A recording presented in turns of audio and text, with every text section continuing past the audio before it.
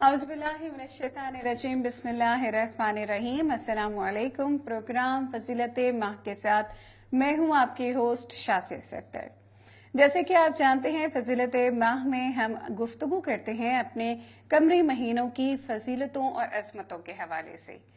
आज का हमारा उन्वान है माह रमज़ानुल मुबारक। माह रमज़ानुल मुबारक के इस प्रोग्राम में आप जान सकेंगे उन तमाम वाजिब और मुस्तहब आमाल के हवाले से। माह रमज़ान जैसे कि अपनी असमतों और फजीलतों के हवाले से एक बरतरी का महीना है। हदीस शरीफ के हवाले से देखा जाए तो ये महीना उम्मतों का महीना है, जबकि अगर कुरान के हवाले से देखा जाए तो ये महीना शाहरु रमज़ान अल्लाही, रमज़ान शाहरुल्लाही, मतलब रमज़ान जो है वो अल्लाह का शहर है, अल्लाह का महीना है।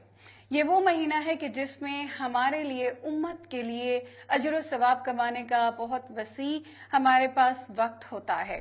तमाम हम अपने गुनाहों की माफ़ी मांग सकते हैं, क्योंकि माह रमज़ान को खुदा ताला ने 3 हिस्सों में तकसीम किया है ताकि इंसान जो है वो अपनी ख़ताओं का मग़फ़िरत कर सके। इन 3 हिस्सों में पहला हिस्सा है खुदा ताला की रहमत का हिस्सा, कि जो हमारे ऊपर अल्लाह ताला की रहमत बारिश की तरह बरसती है, जबकि इसका दरमियानी हिस्सा मग़फ़िरत का हिस्सा है। हम अपने तमाम गुनाहों की माफ़ी तलब कर सकते हैं।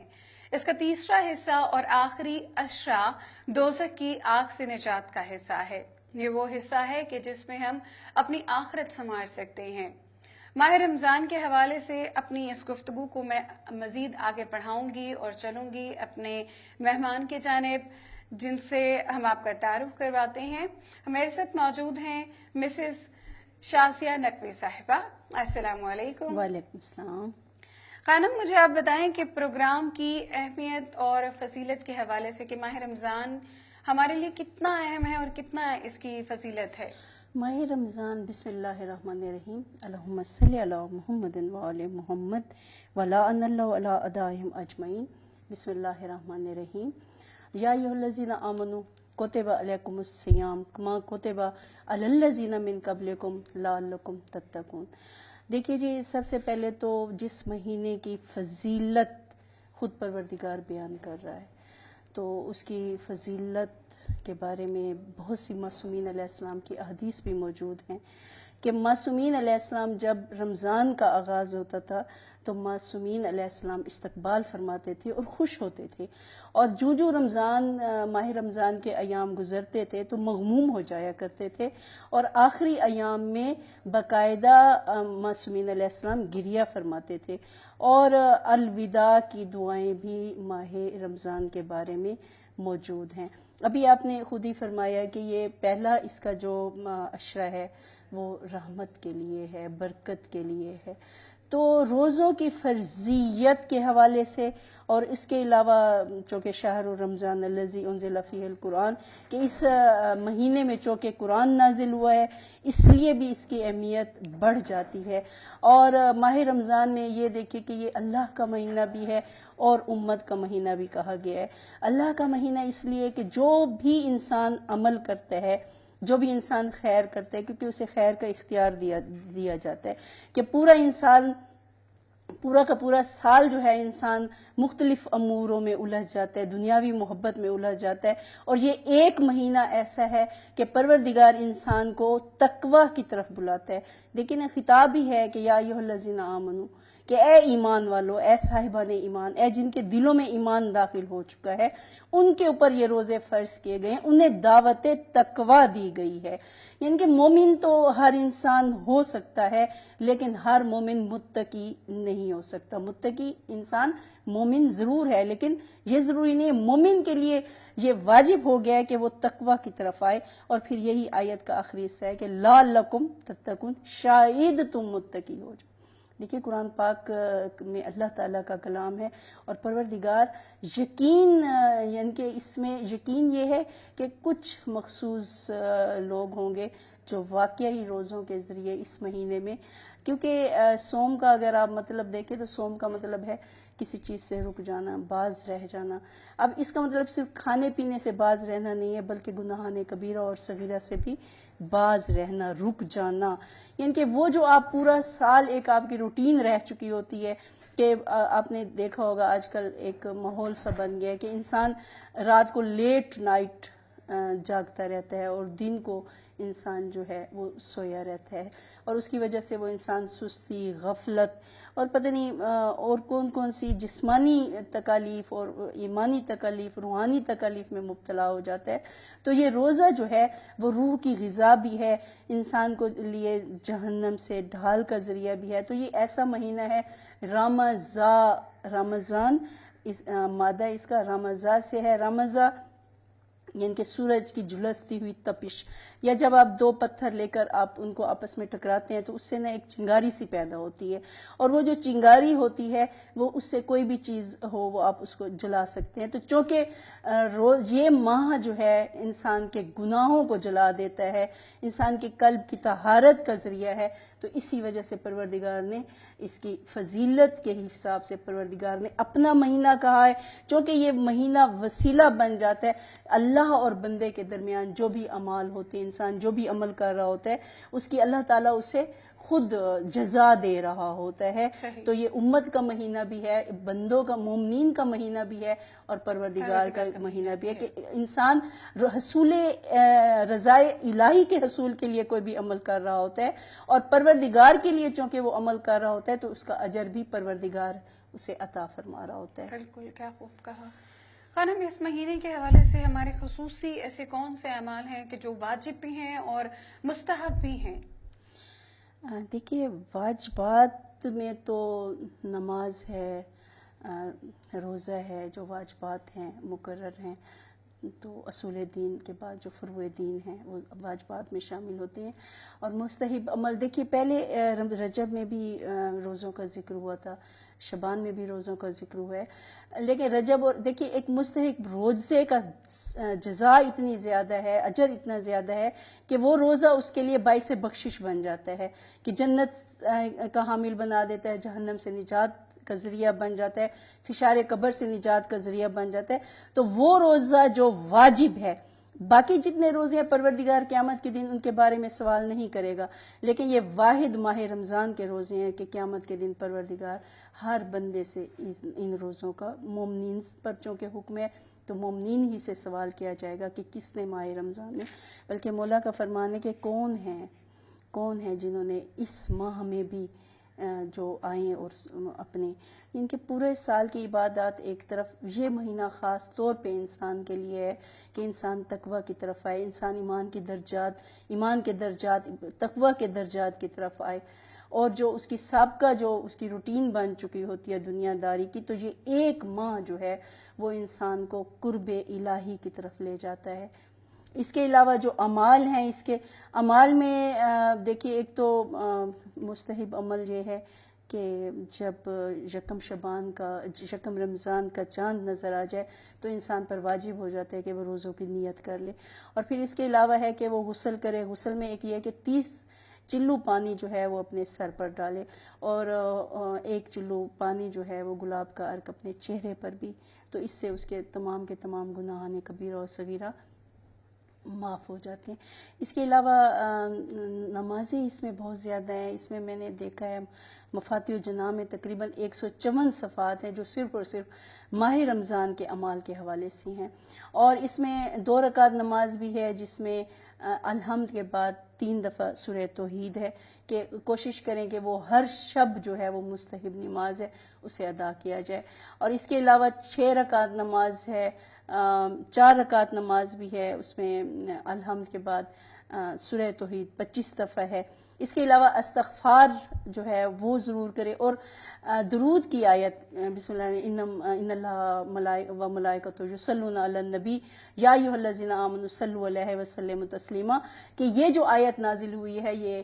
ماہ رمضان میں چونکہ یہ آیت نازل ہوئی ہے، یا ماہ شعبان کے آخر ایام میں نازل ہوئی ہے، تو اس مہینے درود کا ورد، بلکہ جناب رسول خدا سے ایک روایت منقول ہے کہ جناب رسول خدا حجرے سے جب ممبر کی طرف خطبہ کے لیے تشریف لائے تو پہلی سیڑھی پر جناب رسول خدا نے رک گئے. حالانکہ جیسے جناب رسول خدا آتے تھے وہ پہلی سیڑھی پہ قدم رکھتے, پھر دوسری سیڑھی پر, اور اس کے بعد تیسری سیڑھی پر, پھر وہ جو عرشہ ہوتا تھا وہاں نشست فرما ہوتے اور جناب رسول خدا خطبہ جو فرمایا کرتے تھے. لیکن اس دن ماہ رمضان کی پہلی شب تھی, جناب رسول خدا وہاں رک گئے اور انہوں نے 3 دفعہ کہا آمین آمین آمین. اس کے بعد وہ دوسری سیڑھی پہ قدم رکھا تو بھی یہی فرمایا آمین آمین آمین, اور جب تیسری سیڑھی پہ قدم رکھا تب بھی یہی. تو جب خطبہ کا آغاز کیا تو اس وقت جتنے بھی مسجد نبوی میں موجود تھے اصحاب, انہوں نے پوچھا یا رسول اللہ کہ آپ نے آمین کس لیے فرمایا؟ کہا کہ جبرائیل میرے پاس تھے اور جبرائیل نے جو ہے وہ کہا کہ جو اس مہینے میں روزے نہ رکھے اس پر خدا کی طرف سے لعنت ہے, وہ ملعون ہے. ملعون کا مطلب یہ ہے کہ وہ رحمت خدا سے دور ہو گیا. یعنی کہ یہ روزہ جو ہے پروردگار کی طرف سے رحمت ہے, پروردگار کی طرف سے انسان کے لیے رحمت و برکت, بخشش, نجات کا سبب ہے. کہ دیکھیے کہ انسان اللہ کے لیے جو ہوتا ہے وہ چند گھنٹوں کے لیے صبح صادق سے لے کر مغرب تک انسان اپنے آپ کو باز رکھتا ہے کھانے پینے کی چیزوں سے. اس کے علاوہ انسان روزے کے لیے پھر دوسری چیزیں بھی شامل ہو جاتی ہیں کہ انسان زبان کا روزہ, کہ زبان سے کوئی نازیبا الفاظ جو ہے وہ بیان نہ کرے. تو اعمال میں صرف مستحب عمل میں نماز اور روزہ نہیں آ جاتا, بلکہ اعمال میں یہ بھی شامل ہو جاتا ہے کہ انسان گناہان کبیرہ اور صغیرہ سے پرہیز کرے. کیونکہ ایک خاتون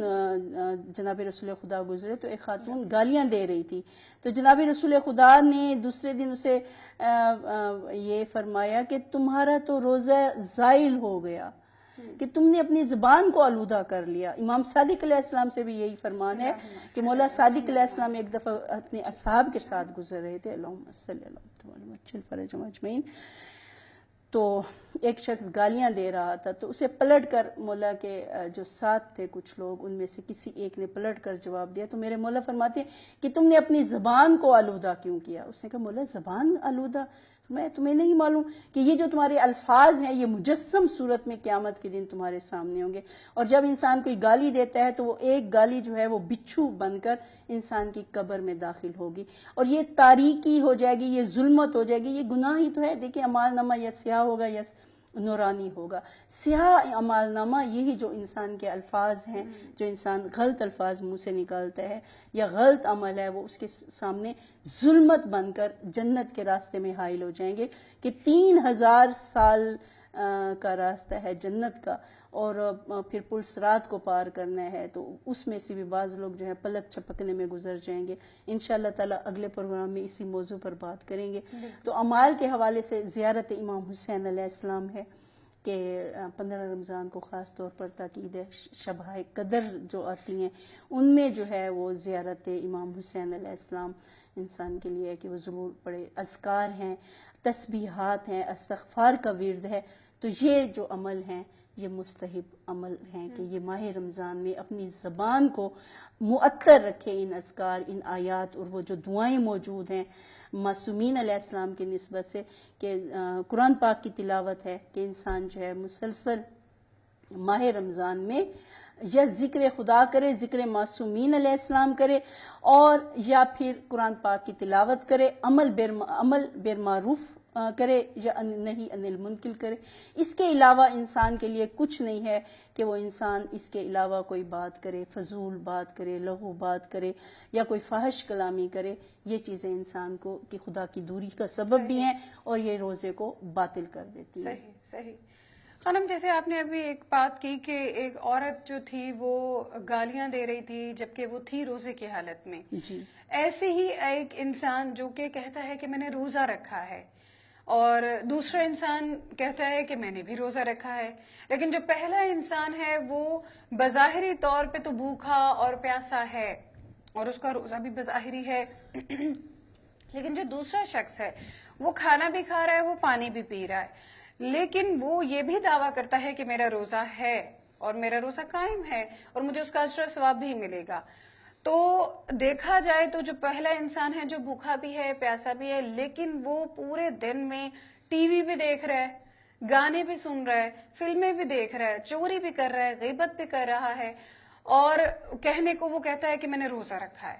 جبکہ دوسرا شخص ہے نہ اس نے صرف کھانا کھایا اور پانی پیا، لیکن نہ وہ فحش کام کر رہا ہے، برائیوں سے وہ دور ہے، وہ شخص امر بالمعروف اور نہی عن المنکر کو ادا بھی کر رہا ہے۔ تو مجھے یہ بتائیں کہ روزہ کیا ظاہری اور باطنی ہونے میں بھی فرق رکھتا ہے؟ جی بسم اللہ الرحمن الرحیم۔ دیکھیے جی، روزے کی تو فرضیت ہے کہ یہ فرض ہے کہ ماہ رمضان آ جائے تو آپ نے روزے کوتبہ کہ یہ تم سے پہلے بھی یہ روزے فرض کیے گئے تھے، اب نہیں ہیں، بلکہ امام صادق علیہ السلام سے میزان الحکمت ہے 690 شاید صفحہ نمبر ہے، اس میں ہے کہ کسی نے سوال کیا مولا کہ تمام امتوں پر روزے فرض کیے گئے تھے، تو میرے مولا نے فرمایا کہ نہیں، وہ روزے انبیاء کے لیے تھے، امت محمد صلی اللہ علیہ وسلم کو یہ سعادت ملی ہے کہ انہیں یہ جو انبیاء پر روزے فرض کیے گئے تھے وہ امت پر بھی فرض کیے گئے ہیں۔ باقی جہاں تک ظاہری اور باطنی روزے کی بات ہے تو دیکھیے جی، روزہ تو وہی ہے کہ سب سے پہلے تو ہم نے صبح صادق سے مغرب تک آپ نے کھانے پینے سے پروردگار کے لیے نیت کے ساتھ حصول رضائے الہی کے لیے روزہ رکھا ہے۔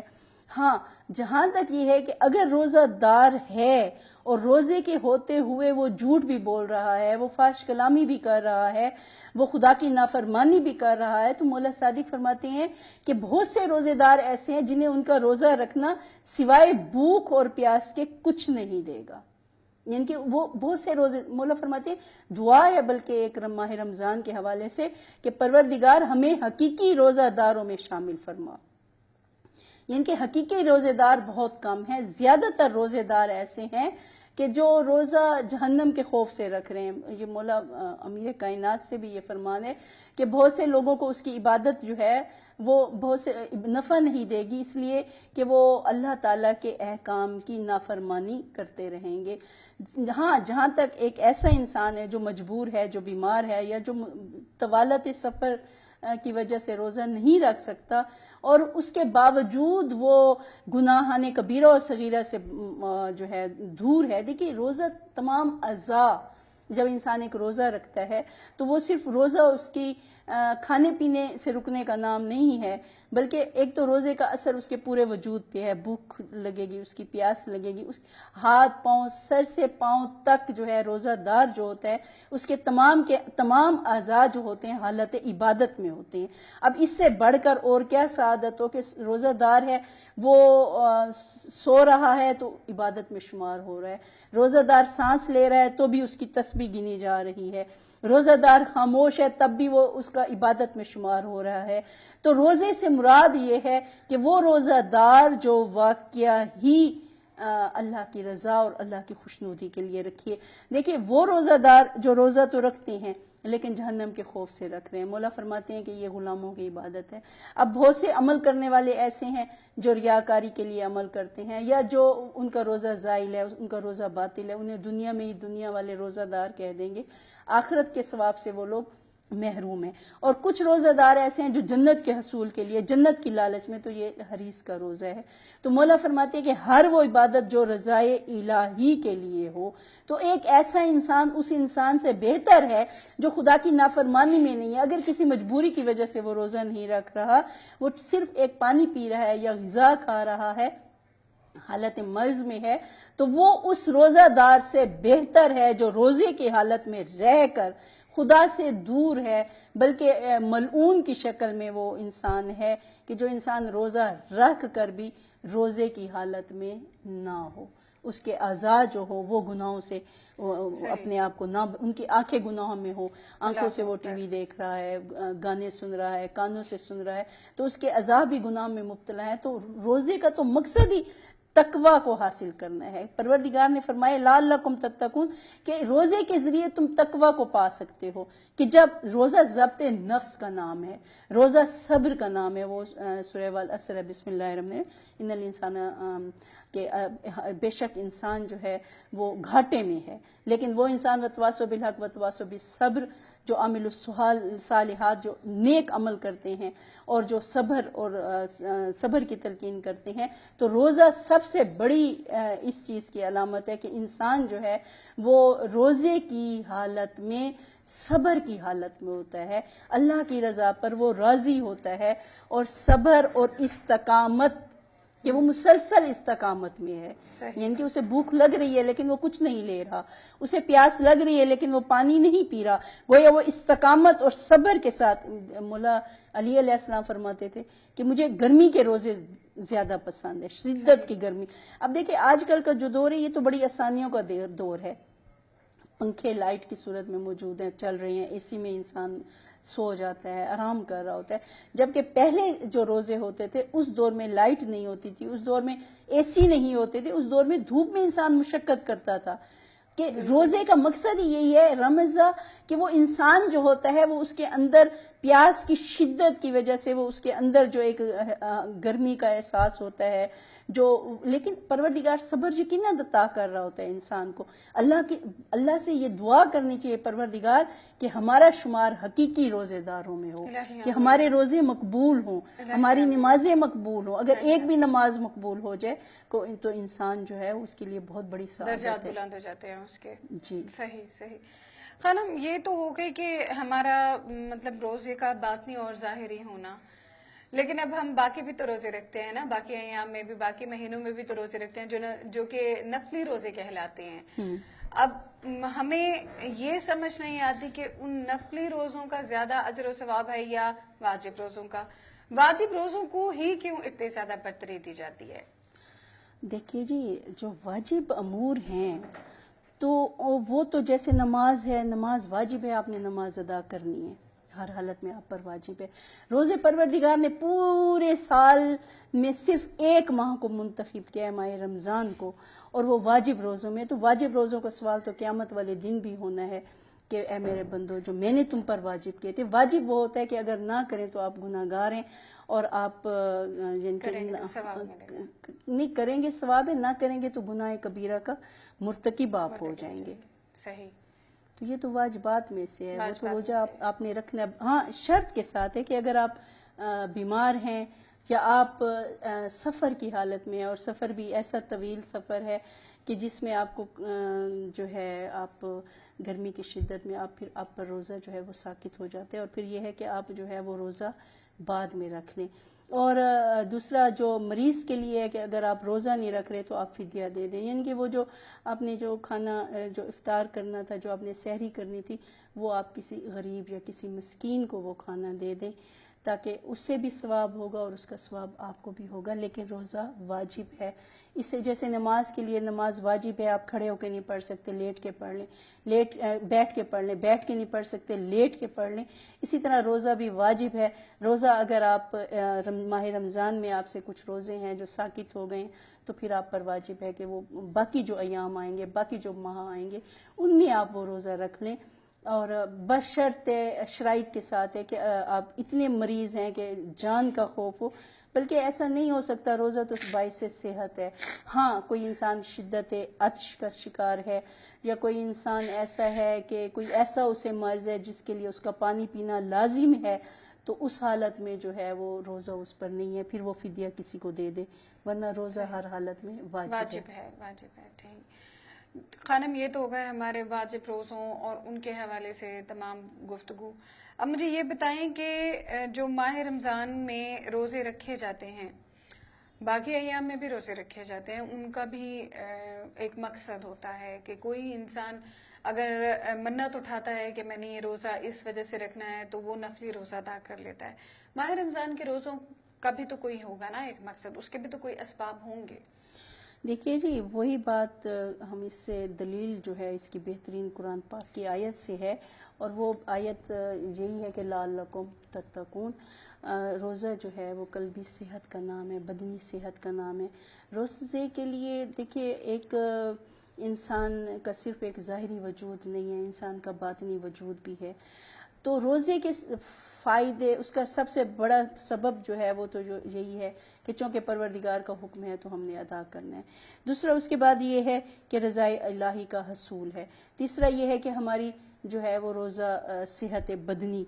کہ انسان اگر بہت سی بیماریوں کا بھی شکار ہے، تو یہ تو آج کل سائنسدانوں نے بھی کہا ہے، اور بلکہ ایک چیز کہ کینسر کے جو مریض ہوتے تھے پہلے زمانے میں، ان کا جب علاج کیا جاتا تھا تو ان کو یعنی کہ قلیل ترین غذا دے کر کئی دن کے لیے انہیں جو ہے مسلسل قلیل غذا دے کر بھوکا رکھا جاتا تھا، کہ وہ کینسر کا بہترین علاج یہی ہوتا تھا کہ وہ انسان بھوکا رہے۔ تو روزہ جو ہے وہ سب سے بڑا، کہ انسان کا جو خون بننا رک جاتا ہے جب انسان روزے رکھتا ہے ایک ماہ کے، تو وہ انسان کا نیا جو خون ہے وہ بننا شروع ہو جاتا ہے، چونکہ روزہ انسان کی صحت کے لیے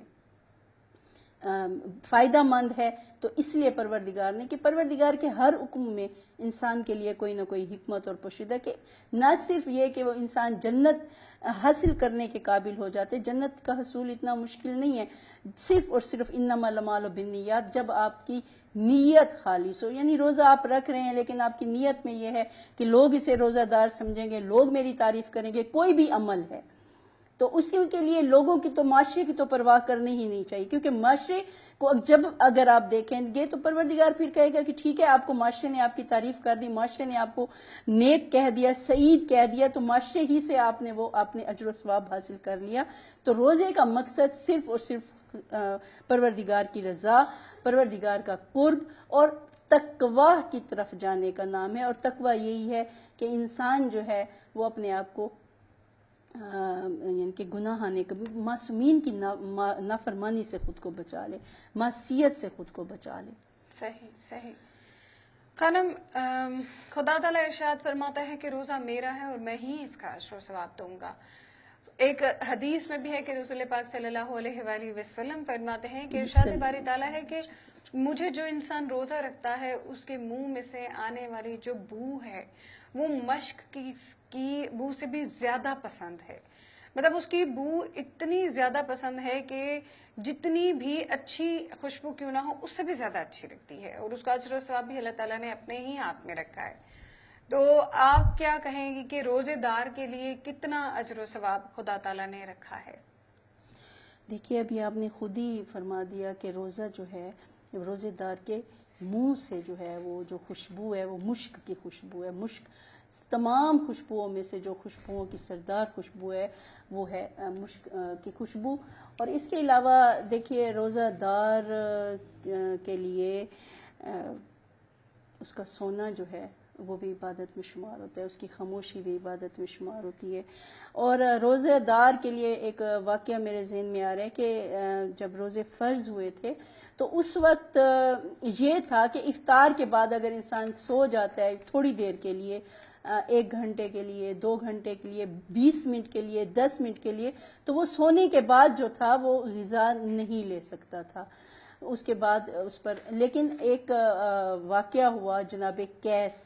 نئے مسلمان ہوئے تھے تو انہوں نے روزہ رکھا، اور شام ہو گئی، پورا دن وہ روزگار کی تلاش میں پھرتے رہے، انہیں کوئی کام نہ ملا، شام کو بھوکے پیاسے آئے، انہوں نے نیم گرم پانی سے روزہ افطار کیا، چونکہ تھکے ہوئے تھے تو انہیں نیند آ گئی۔ اب اس کے بعد ظاہر ہے وہ کچھ کھا پی نہیں سکتے تھے، دوسرے دن بھی ان کا روزہ اسی طرح ہوا کہ جب وقت آیا تو انہیں نیند آ گئی، تو وہ پریشان ہو کر جناب رسول خدا کے پاس آئے کہ یا رسول اللہ 2 دن ہو گئے کہ میرا کوئی کام میں شکوہ نہیں کر رہا، لیکن یہ ہے کہ میں کسی مسلمان سے مانگنا چاہتا تھا، لیکن نیند کی وجہ سے میں اس کی چونکہ نیند آ گئی، میں افطار اس کے بعد نہیں کر سکتا تھا۔ تو جناب رسول خدا نے فرمایا کہ کچھ دیر انتظار کرو، پروردگار کی طرف سے یقیناً کوئی حکم آئے گا۔ تو اللہ تعالیٰ کی طرف سے پھر باقاعدہ حکم آیا کہ اس کے بعد مومن جو ہے وہ روزہ جب افطار کر لیتا ہے تو افطار کے بعد صبح صادق تک وہ جو کھانا چاہے، وہ جو پینا چاہے وہ کھا پی سکتا ہے۔ تو پروردگار نے دیکھیے ایک روزہ دار ہے، ٹھیک ہے، اس نے ابھی دعا نہیں مانگی، وہ صرف جناب رسول پاک کے پاس آیا ہے اور اپنے حال کو اس نے بیان کیا ہے، اور اللہ تعالیٰ روزے دار کی دعا مانگنے سے پہلے، جیسے اس دن بات ہوئی تھی کہ تم مانگو تو صحیح میں عطا کروں گا، مانگنے کا ارادہ تو کرو ہے میرے بندے، کہ جب تم خلوص نیت سے پروردگار سے ارادہ ہی، مومن کا ارادہ ہی کافی ہوتا ہے، پروردگار اسے بھی قبولیت کا درجہ عطا فرما دیتا ہے۔ صحیح صحیح۔ حرم، جیسے کہ ماہ رمضان کے خصوصی ایام ہیں، خصوصی تاریخیں ہیں، جیسے کہ یکم سے اگر 3 تک دیکھا جائے تو حضرت ابراہیم علیہ السلام پر صحیفے کے وہ ایام ہیں، اور اسی ماہ مبارک میں حضرت موسیٰ علیہ السلام پر 6 ماہ رمضان کو توریت کا ہوا نزول، حضرت عیسیٰ علیہ السلام پر 12 سے 13 کی تاریخ ہے کہ ان پہ انجیل نازل ہوئی، اسی طرح سے 12 سے 18 تک کے ایام جو ہیں وہ حضرت داؤد علیہ السلام پر زبور نازل ہوئی، اور جو آخری ایام ہے اس کی چند طاق راتوں میں منسوب ہے کہ حضرت محمد صلی اللہ علیہ وآلہ وسلم جو کہ ہمارے آخری رسول ہیں ان پر قرآن پاک نازل ہوا۔ اسی طرح سے کچھ اور ایسی ہیں تاریخ یا کچھ ایسی مخصوص ایام ہیں جو کہ ہماری خوشیوں سے منسوب ہیں؟ جی بالکل ایسے ہی ہے۔ اس کے علاوہ جو آپ نے تاریخیں بیان فرمائی، اس کے علاوہ جو تاریخیں ہیں وہ ایک تو جناب خدیجۃ الکبریٰ کی وفات ہے، وہ زوجہ کہ جنہوں نے حق زوجیت اس طرح ادا کیا کہ اپنا تمام کا تمام مال جو تھا جناب رسول خدا کے نام پر صدقہ کر دیا، کہ کوہ احد سے برابر ایک بہت بڑا ڈھیر تھا جو جناب خدیجۃ الکبریٰ کا مال تھا۔ اور اس کے علاوہ انہوں نے گھر کا کام، جس بی بی کی کنیزیں تھیں، جن کے اتنے غلام تھے جو سونے اور چاندی کے برتنوں میں کھانا دیا جاتا تھا، جو ایک بار استعمال ہو جاتے تھے وہ دوبارہ استعمال ہی نہیں ہوتے تھے، وہ بی بی جب جناب رسول خدا کے حرم میں آئی ہیں تو انہوں نے تمام عرصہ حیات فاقے سے گزار دیا ہے، کم غذا کے ساتھ گزارا ہے، توکل اور صبر کے ساتھ، کہ بی بی جب دنیا سے گئی ہیں، بی بی خدیجۃ الکبریٰ وہ ہستی ہیں کہ جن پر اللہ کی طرف سے سلام آیا ہے، وہ بی بی جن کی سیدۃ النساء العالمین فاطمۃ الزہراء علیہ السلام جن کی بیٹی ہیں، اور جناب رسول خدا ان سے اتنی محبت فرماتے تھے کہ ان کے بعد بھی رسول پاک انہیں یاد رکھا، بلکہ جن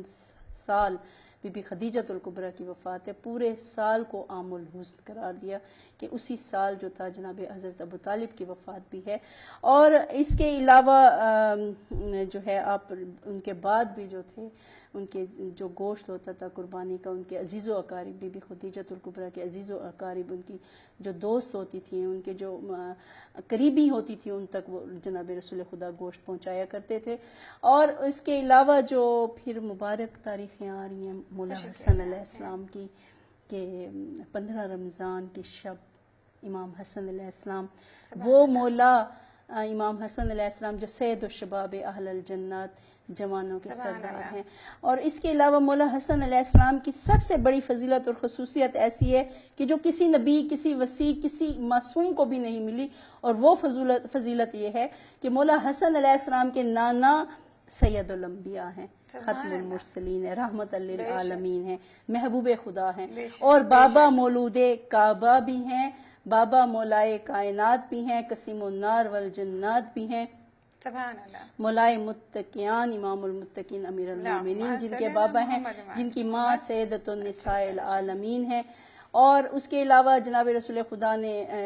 بلکہ اس میں ہے کہ جب ماہ شعبان کے آخری ایام تھے یا ماہ رمضان کے شروع کے ایام تھے تو جناب بی بی ام فضل سے ایک خواب منسوب ہے کہ بی بی ام فضل گھبرا کے جناب رسول خدا کے پاس آئیں اور کہا یا رسول اللہ کہ میں نے ایک خواب دیکھا ہے لیکن میں آپ کو بیان نہیں کر سکتی۔ تو جناب رسول خدا نے مسکرائے۔ اب جتنا بی بی پریشان ہو رہی تھی اتنا جناب رسول خدا مسکرا رہے تھے۔ کہا ام فضل بیان کرو۔ جناب ام فضل نے بتایا کہ یا رسول اللہ نعوذ باللہ میں نے یہ دیکھا کہ آپ کا جسم ٹکڑوں میں اور ایک ٹکڑا جو ہے وہ میری گود میں آیا ہے۔ تو جناب رسول خدا مسکرائے، فرمایا کہ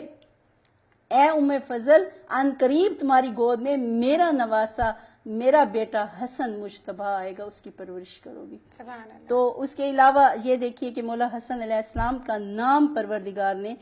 مولا حسن کا وہ نام ہے کہ حالانکہ عربی زبان تھی، ملک بھی عرب تھا اور عرب میں عرب کے سامنے پوری عربی لغت تھی لیکن کسی کا نام حسن نہیں تھا، یعنی کہ اللہ تعالیٰ جو چاہے جس سے چاہے جب چاہے کوئی چیز پوشیدہ تو وہ پوشیدہ ہو جاتی ہے، جس طرح امام زمانہ علیہ السلام پردہ غیبت میں ہیں۔ تو سب سے پہلا نام حسن جو تھا کہ وہ حسن کا مطلب کہ جس میں ساری کی ساری اچھائیاں، ساری کی ساری خوبیاں، سارا کا سارا حسن جس شخصیت میں جمع ہو جائے اسے کہتے ہیں حسن مجتبیٰ علیہ السلام، نواسۂ رسول کی آمد ہے۔ اور اس کے بعد 15 رمضان کے بعد شبہ قدر بھی ہیں، اور اس کے علاوہ اس میں 6 رمضان بلکہ مولا امام رضا علیہ السلام کی بیعت کا دن ہے۔ اس دن 4 رکعت نماز بھی مخصوص ہے کہ شکرانہ کے طور پہ پڑھی جائے، یعنی کہ ہر 2 رکعت کر کے اس میں الحمد کے بعد 25 دفعہ سورہ توحید ہے کہ امام رضا علیہ السلام سے وہ دن منسوب ہے۔ پھر اس کے بعد ماہ رمضان میں شبہ قدر آ رہی ہیں کہ اللہ تعالیٰ نے انہی راتوں میں سے ایک شب قرآن پاک کو نازل کیا ہے، اور سب سے بڑھ کر اگلے پروگرام میں انشاءاللہ تعالیٰ کے امام المتقین امیر کائنات کی شہادت کے ایام ہے۔ 19 کو شب ضربت ہے اور 21 کو شہادت ہے کہ امت یتیم ہو گئی پوری۔ اور اس کے